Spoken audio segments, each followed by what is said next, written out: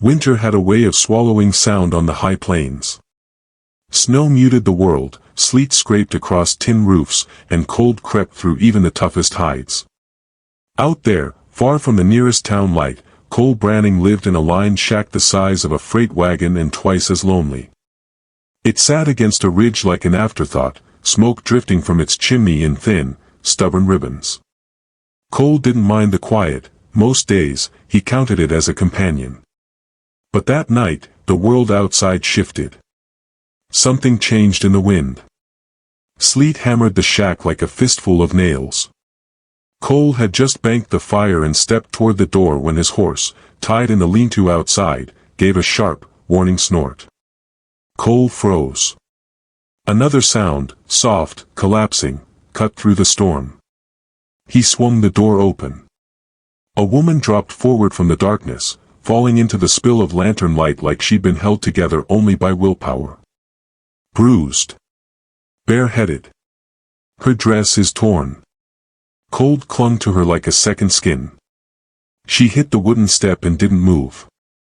Cole was at her side before the wind could close the gap. He gathered her up carefully, feeling how light she was, how frozen her fingers had become. He didn't know her name, her story, or how far she'd come, but he did know one thing: no one reached this shack by accident. He carried her inside, kicked the door shut, and laid her near the fire. Heat met her skin, and she shivered so hard her teeth chattered. Cole grabbed blankets, wrapped her tight, then knelt to check her breathing. Steady, but weak. A bruise bloomed along her jaw, deep and ugly. One wrist bore marks that looked too deliberate to be accidents. Cole frowned, the anger rising quietly and controlled, the way it always did. "Who did this to you?" he murmured, knowing she likely couldn't hear. But maybe she did. Her eyelids fluttered. She tried to speak, but only a broken sound came out. "Don't talk," Cole said softly. "Just rest." He set water to boil, thawed her hands slowly, and kept the fire fed until warmth finally reached her bones. Hours passed.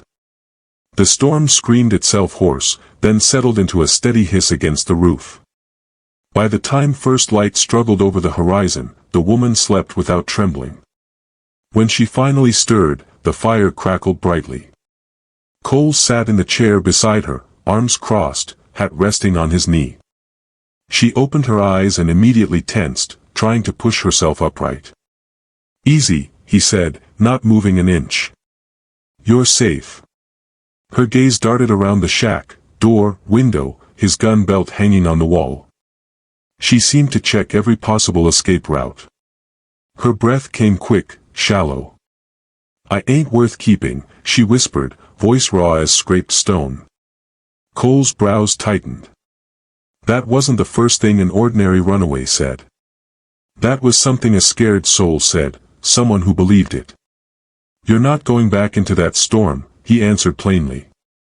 "Not in your state." She clutched the blanket tighter. "I don't need your help." "Maybe not," he said. "But you've got it anyway." Her eyes met his for the first time. Not trust, just confusion, maybe fear. Something in them said she didn't expect kindness, not from any man, maybe not from the world at all. She tried again to rise, but pain cut through her, and she sank back, swallowing a wince. Cole handed her a tin cup of warm water. "Drink," he urged. "Then we'll talk." She hesitated but took it. Her hands shook. Her voice stayed small. "What's your name?" Cole asked. She stared into the cup for a long moment before answering. "June," she murmured. "June Avery." "Well, June," he said, "you're welcome to stay as long as you need. I won't ask for anything in return." Her expression flickered at that, like she didn't believe him, like she'd never heard those words spoken without strings attached. Outside, the storm raged on. Inside, for the first time in a long while, June Avery wasn't alone. Morning settled over the plains in a pale, bruised light, the storm still dragging its tail across the ridges. The lined shack creaked under the weight of wind and ice, but inside, warmth clung to the air like a promise. June Avery sat propped on a pallet near the fire, wrapped in Cole's best wool blanket. Her cheeks held a faint flush now instead of the sickly blue they'd had the night before. Cole kept his distance. Not far enough to seem unconcerned, not close enough to make her flinch. He poured coffee into 2 tin cups, the steam curling upward in thin, ghostly threads. June watched him with guarded eyes, as if trying to read his intentions in every movement. "You hungry?" he asked. She shrugged. "Don't matter." "It does," he said. "You look like you ain't eaten proper in days." June's hand tightened around the blanket. She didn't argue, but her jaw set stubbornly. Cole didn't push. Instead, he ladled out stew from the pot hanging over the fire, rabbit, potatoes, herbs he dried last summer. He placed the bowl near her but didn't force it into her hands. She sniffed once. Hunger betrayed her before pride could stop it. Slowly, she reached for the bowl. Cole pretended not to notice the way her fingers trembled. As she ate, he stepped outside to tend his horse and check the line fence. The sleet had turned to slush, the ground slick and treacherous, but he moved through the morning with practiced ease. When he came back in, June had finished every drop of stew and sat staring into the fire. "You can rest today," he said. "I can work," she replied quickly. "I ain't useless." Cole tilted his head, studying her. "Didn't say you were. I just figured you might want time to heal." June stood anyway, steadying herself against the wall. "Let me do something. Please." The "please" wasn't out of courtesy. It was a plea born from fear, fear of being a burden, fear of being thrown out if she wasn't useful. Cole saw it clear as day. "All right," he said gently. "You can help with the chores inside. The wood box needs filling. And those herbs on the shelf, sort 'em if you've a mind to." Relief flickered across her face, though she tried to hide it. They worked quietly. June's movements were slow but determined. Now and then, pain tightened her brow, but she didn't complain. Cole glanced toward her more than once, noting the careful way she favored her left side. Her injuries ran deeper than she let on. After a while, she asked, "You live out here alone?" He nodded. "Mostly. Ranch is a half-day's ride that way. This line shack's just a winter lookout for strays and fence breaks." June set a bundle of dried sage aside. "Must get lonely." "It's peaceful," Cole said. "Lonely ain't always bad." She seemed to ponder that. Silence settled between them, comfortable this time. Then hooves sounded outside. June froze. Cole reacted instantly, stepping to the window. A lone rider trotted past, hat pulled low against the wind. A neighbor cowhand, by the look of the coat. The man slowed, glanced toward the shack, and saw June through the window. June stiffened. Panic flashed in her eyes. Cole stepped in front of her, blocking the view. But the rider had already seen enough to wonder who she was. His stare lingered, suspicious, before he finally urged his horse on and vanished into the gray hills. June's breath came shallow. "Word's gonna spread," she whispered. "About what?" Cole asked. "A woman hidin' out here," she said. "I've been followed before. Folks talk. A stranger passes through, and soon enough." Her voice cracked. She looked away. Cole's expression hardened, but not at her. "Whoever hurt you," he said, "they won't get within a mile of you while you're on my land." June shook her head. "You don't understand. I ain't worth that kind of trouble." "June," he said quietly, "you're worth keeping alive and safe. That's enough for now." She blinked, startled by the certainty in his voice. Outside, the rider's distant hoofbeats faded into the storm's dying breath. Inside, June Avery worked beside a man who didn't ask for her past, didn't demand anything in return, yet somehow, she felt the world shifting under her feet, as if safety was something she could almost believe in again. By late afternoon, the storm had thinned into a drifting mist. The plain stretched quietly and pale, as though the world held its breath. Inside the lined shack, the fire burned steadily, its glow softening the rough timber walls. June Avery sat at the small table, sorting herbs with slow, careful movements. Cole Branning trimmed a length of rawhide across from her, the steady scrape of his knife filling the silence. June kept stealing glances at the window, the direction the rider had gone. Every time, her shoulders tightened a little more. Cole finally set his knife down. "June," he said gently, "you keep looking like you expect someone to bust through that door any minute." She didn't answer at first. Her fingers tugged nervously at a frayed edge of the blanket still around her shoulders. "Men who want something," she whispered, "they don't give up easy." Cole leaned back in his chair, hat tipped low. "Then maybe it's time you stop running from whoever he is, and start telling me what we're dealing with." June's throat worked. The question lingered between them like a fragile thing. At last, she spoke. "He ain't just any man," she said, voice trembling despite her effort to hold it steady. "Name's Vance Laramie. Called himself a teacher, a preacher, a poet, depends on the woman he's hunting at the time. Said all the right things, wore all the right smiles." Cole's jaw tightened. He heard the shame buried in her tone, shame she didn't deserve. June stared at the table. "He found me in a boarding house 2 towns south. Told me I deserved better than scrubbing floors for women who forgot my name.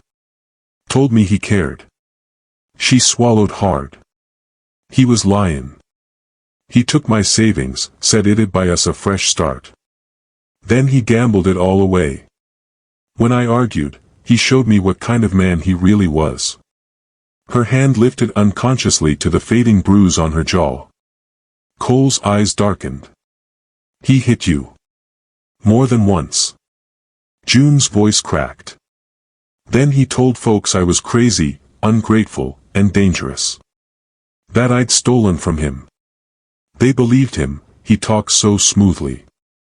People always believe him."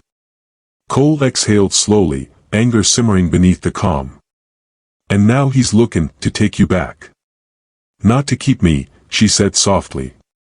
"Just to punish me. To make sure other women don't get the idea they can leave him." Cole pushed back from the table, stood, and paced once across the small floor.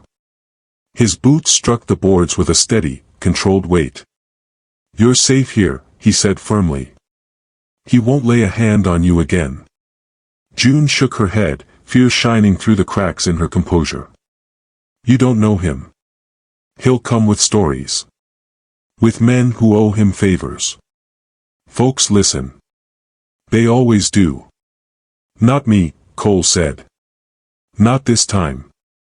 Her eyes flicked up, studying him, the steadiness in his posture, the quiet certainty in his voice. She looked torn between disbelief and wanting to believe. Silence fell. Then a sound outside broke it, distant hooves, faint but unmistakable. June's breath seized. "He found me." Cole stepped to the door, looked out. The rider wasn't Vance Laramie. Just another cowhand from town, passing slowly, scanning the shack with too much curiosity. Word was spreading, as June feared. When the rider vanished over the ridge, Cole returned inside. June hadn't moved, but her hands were shaking uncontrollably. "June," he said softly, "why'd you run to my shack? You could have gone anywhere." She hesitated, eyes shining like the firelight had reached the inside of her soul. "I didn't aim for your place," she whispered. "I just kept walking into the storm until my legs gave out. The wind pushed me your way. Maybe God did." Cole's throat tightened, though he said nothing. June wiped at her eyes with the back of her sleeve. "But now others know I'm here. Soon he'll know too. I should leave before I bring more trouble." "No," Cole said immediately. "You stay. What happens next, we face it together. She stared at him, stunned by the certainty in his tone. Outside, the pale sky dimmed toward dusk. Inside, something had shifted, not just fear or survival, but the first thread of trust, fragile yet undeniable, binding two broken paths into one uncertain but shared direction. Dusk rolled in slowly, as if even the sky hesitated to darken the coming hours. Cole lit the lantern, its glow spilling over June's face, drawn, tired, but steadier now. She sat by the fire with her knees pulled up beneath the blanket, listening to the wind tap against the shutters. Every so often, she flinched at the smallest noise. Trouble hadn't reached the shack yet, but its footsteps were getting closer. Cole moved with calm purpose, checking the rifle above the door, making sure the horses were sheltered, banking the fire high enough to keep the cold out. June watched him, something like guilt stirring beneath her ribs. "You shouldn't be prepparin' for a fight on my account," she said quietly. "I ain't prepparin' for a fight," Cole answered. "I'm prepparin' to keep you safe." Her lips pressed together, unsure how to respond. No one had ever spoken those words to her without strings or suspicion. After a long pause, she whispered, "You don't know what folks will say once they hear he's huntin' me." Cole didn't slow his work. "Let 'em talk." But June shook her head. "They never talk kindly when a woman's involved.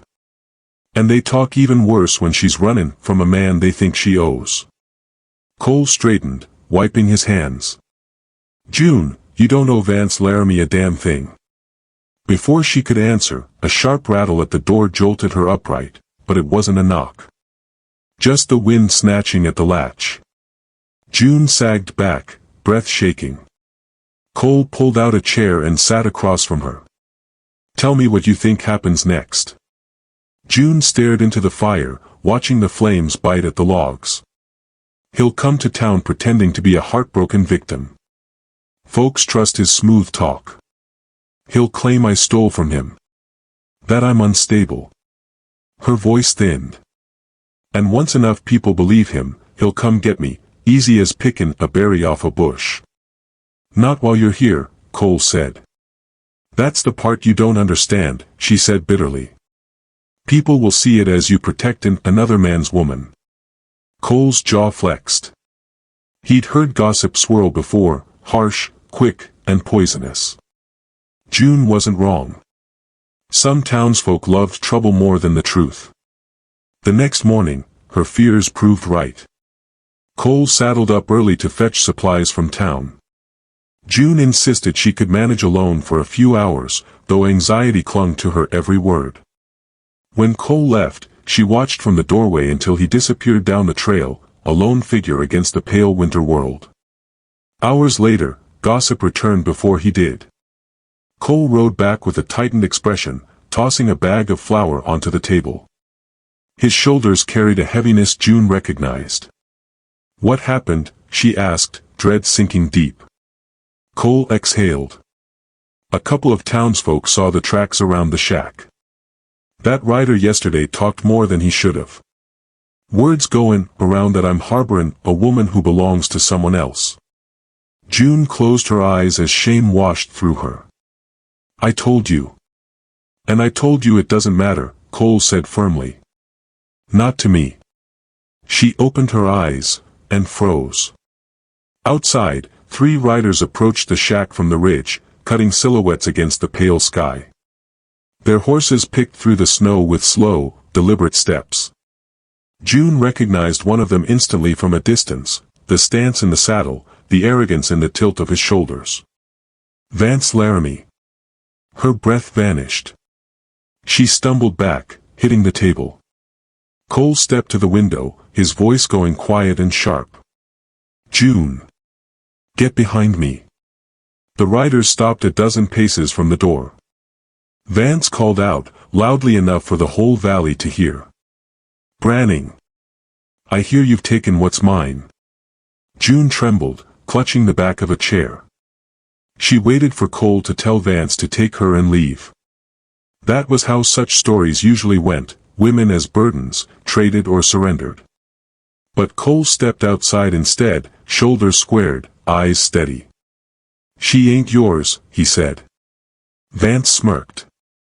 "She's a thief, a liar, and my responsibility. Hand her over." Cole didn't blink. "She's under my protection now." The air tightened between them like a drawn bowstring. Inside the shack, June's heart thundered. Vance didn't come alone. And the two hired guns beside him rested their hands on their holsters like wolves waiting for the signal.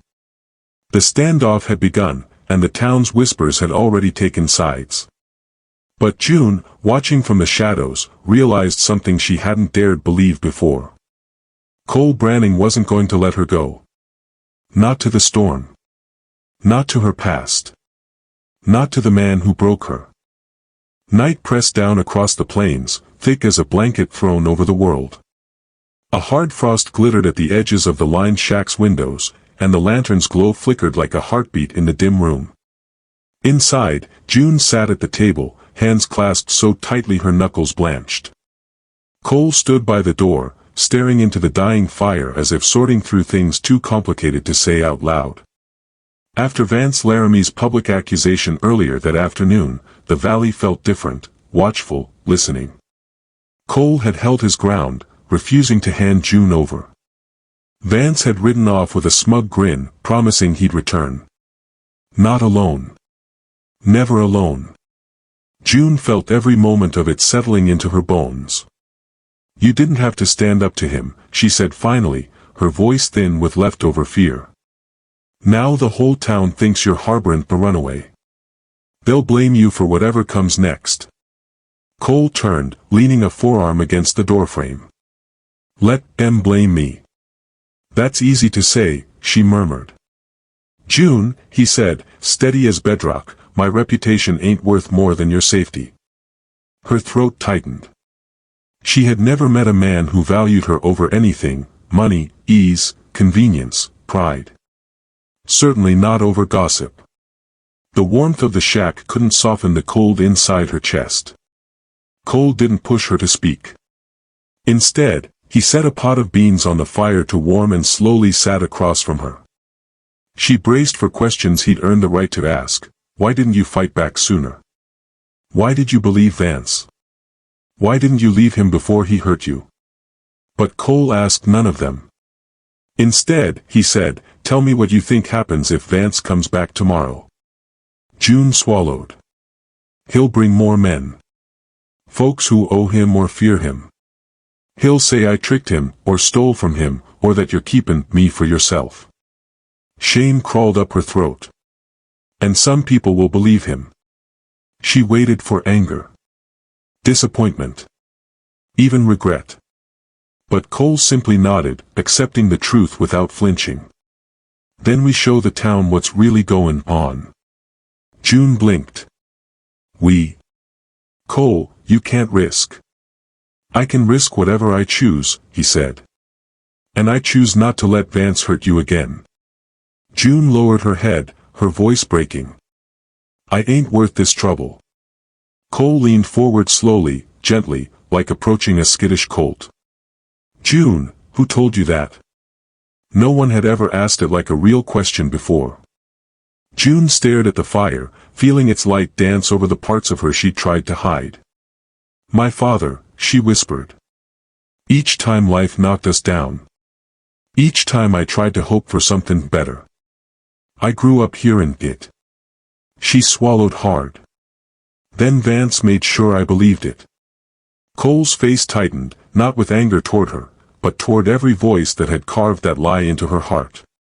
"June Avery," he said quietly, "you ain't worthless. And you sure as hell ain't a burden to me." She shook her head, tears rising.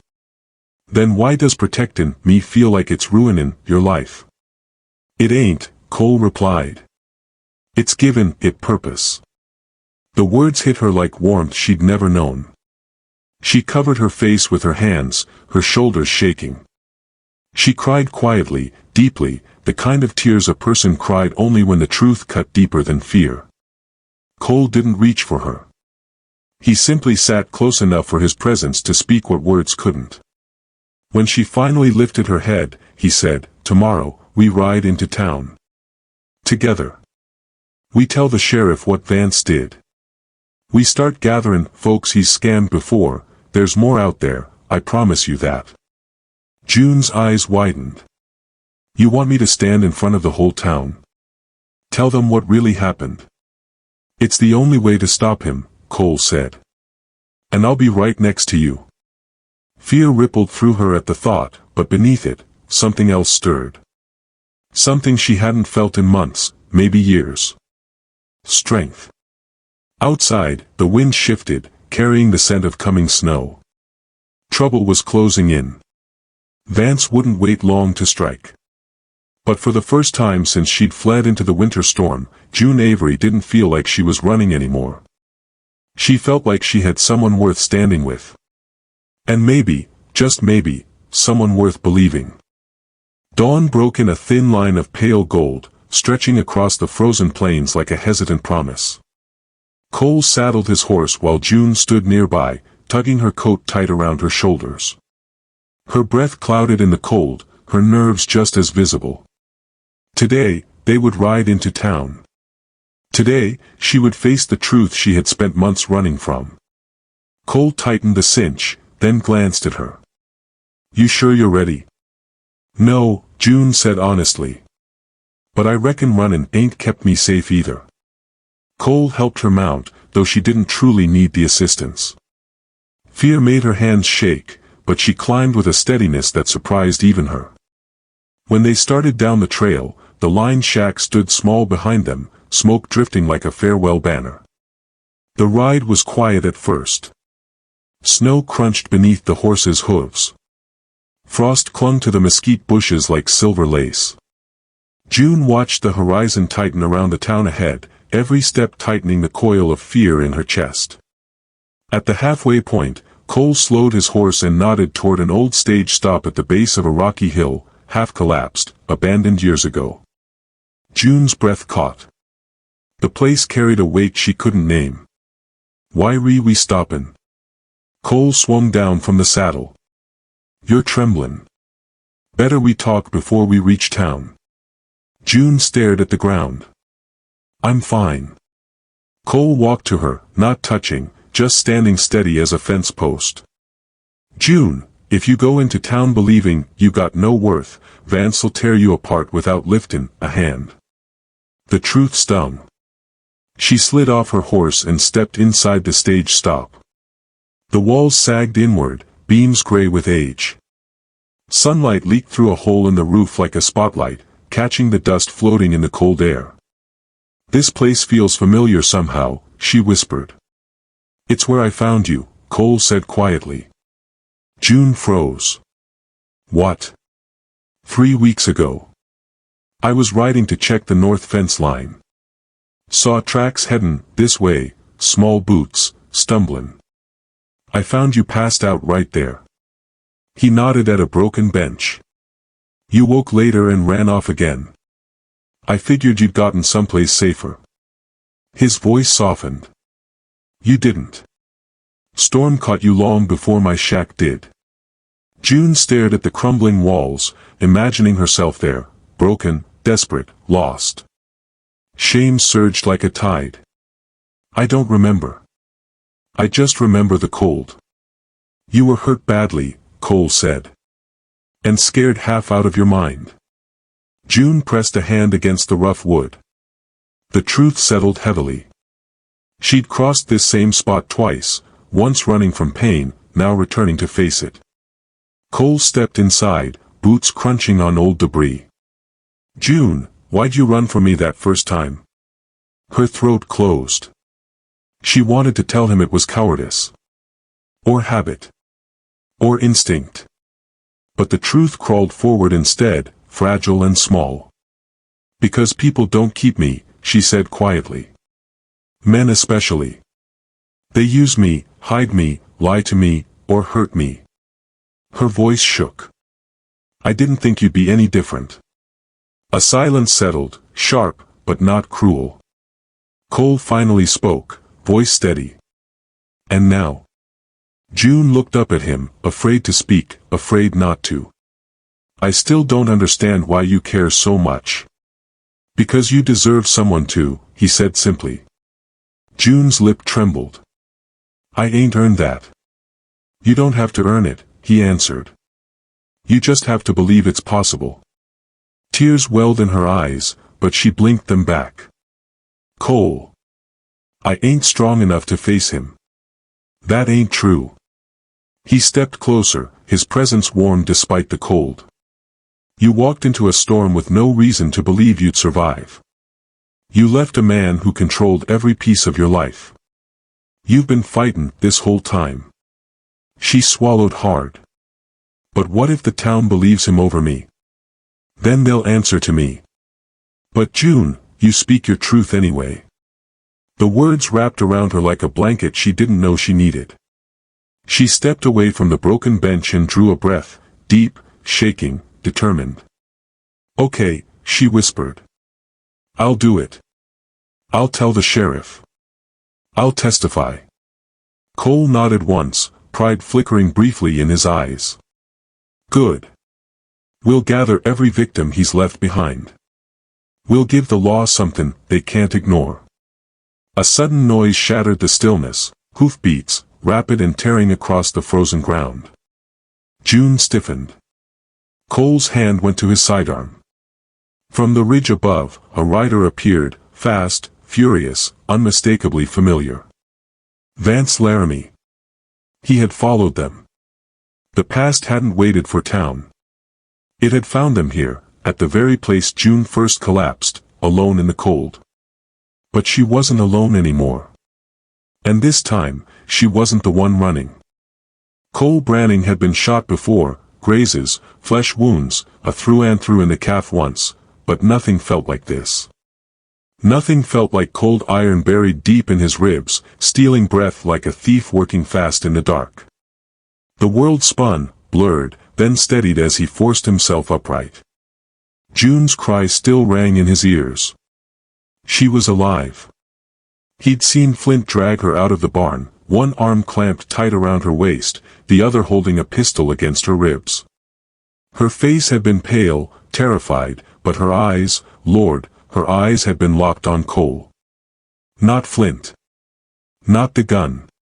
Him. Now Cole staggered across the yard, hand pressed to his bleeding side. Snowflakes hissed as they touched the warm blood dripping between his fingers. Every breath hurt like a branding iron shoved under his ribs, but he didn't care. June was out there. Flint's men were circling. And there wasn't a blessed second to lose. A distant shout cracked across the storm. Drop your guns.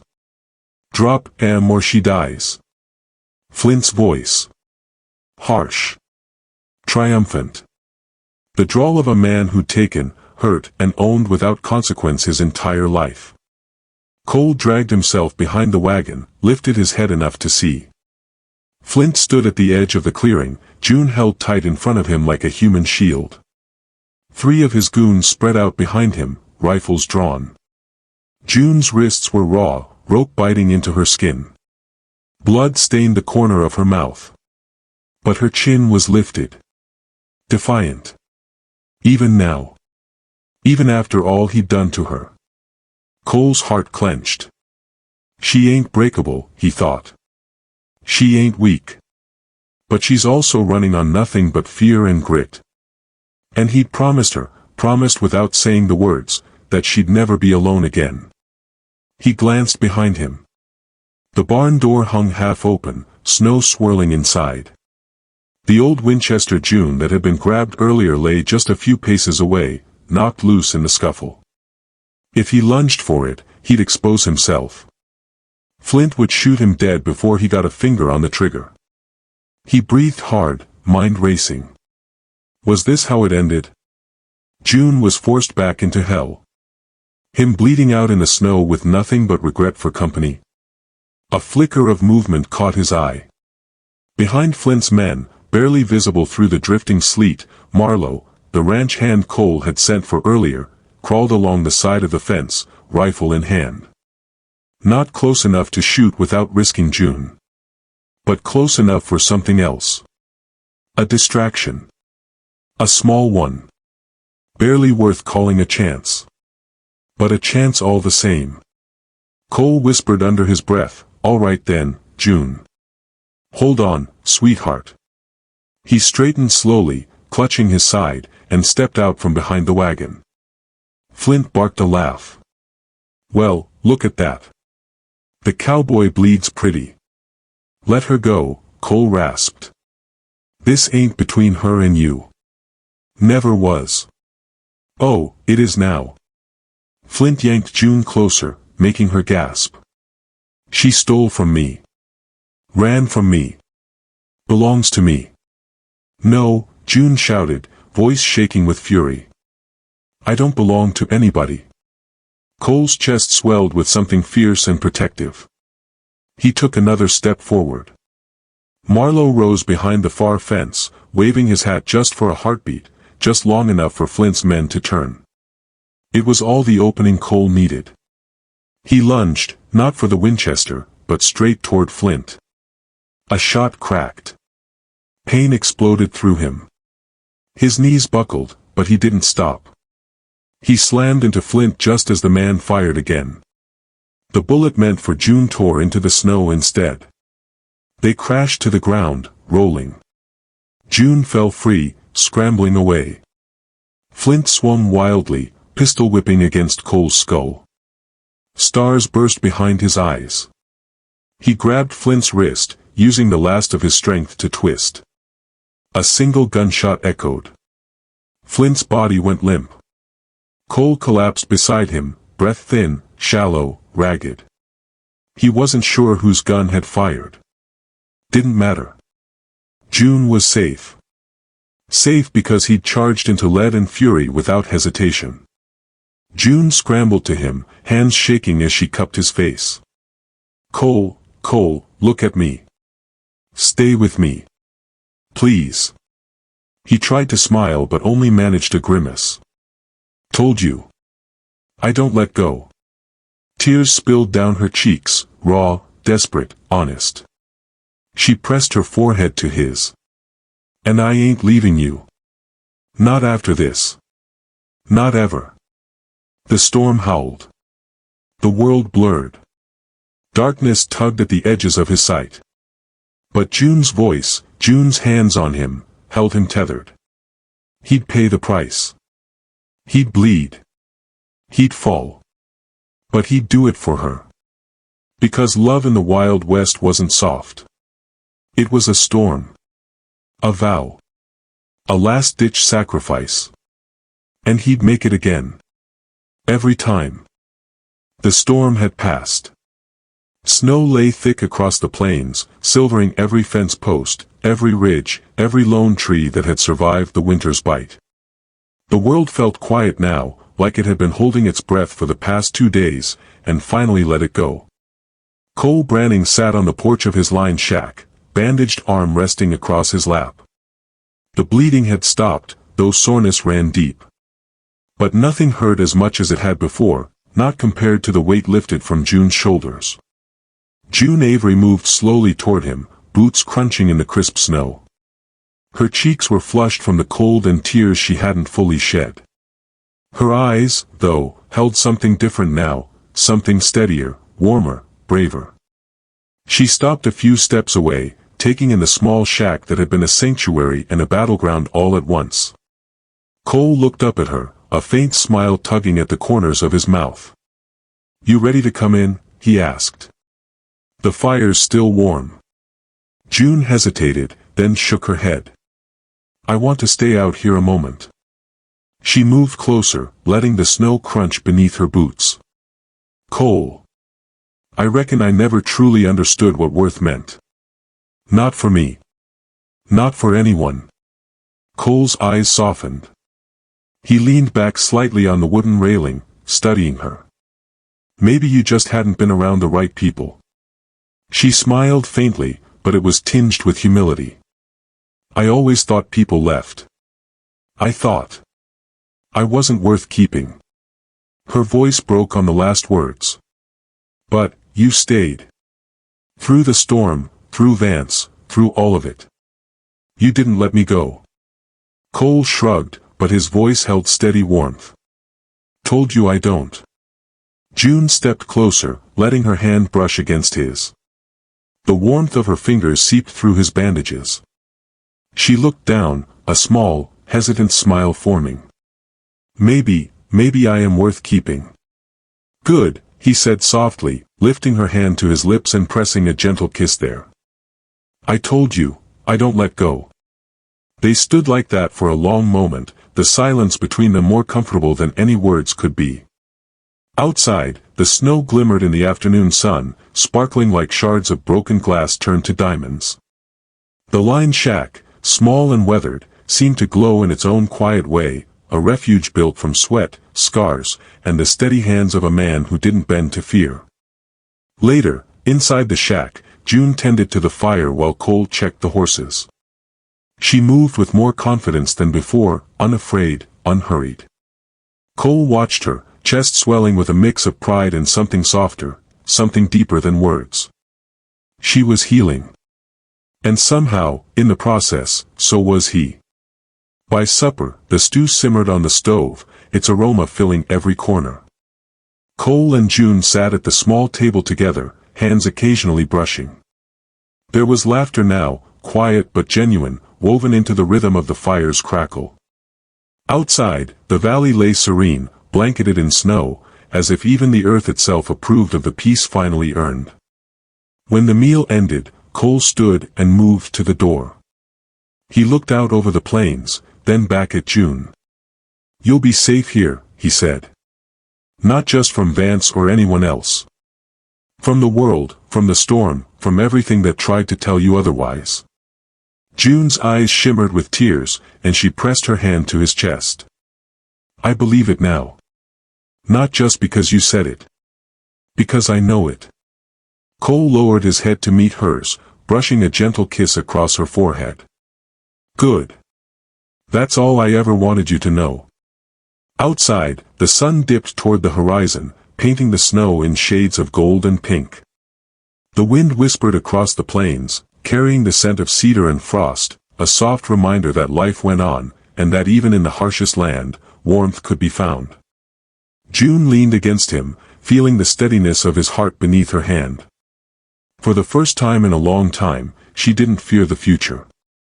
She didn't fear the storms that might come, the men who might chase, or the shadows of her past. Because she had found something stronger, something unshakable. And Cole Branning had proven it, people worth keeping don't get abandoned.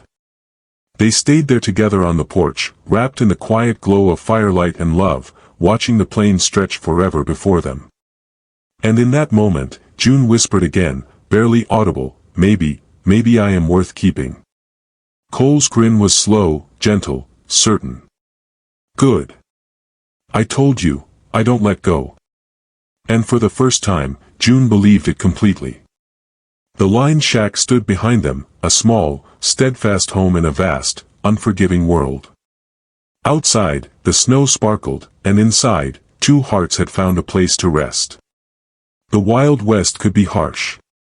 But sometimes, love was stronger. And that love wasn't leaving. Not ever.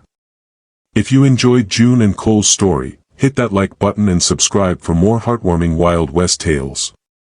Don't forget to ring the bell so you never miss a story of love, courage, and redemption.